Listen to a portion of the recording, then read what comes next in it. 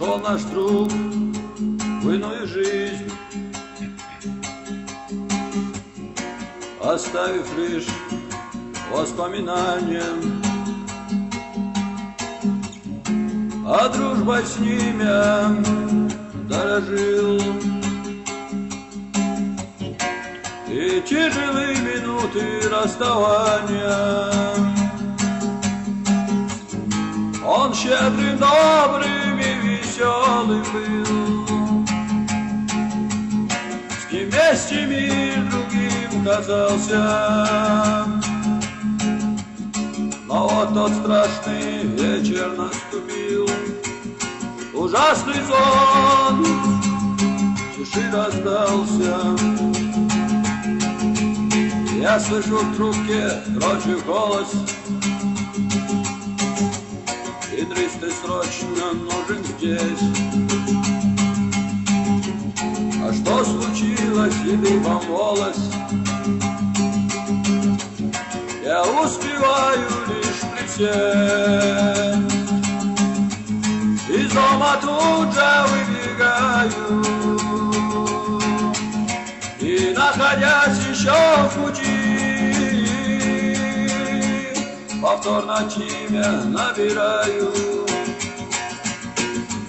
В ответ короткие гудки, я начинаю понимать, что страх и ужас этой жизни мне там придется повстречать. В том клубе, будь он проклят трижды, о милосерднейший Аллах, и мои ноги задрожали. Мой самый близкий друг, мой брат,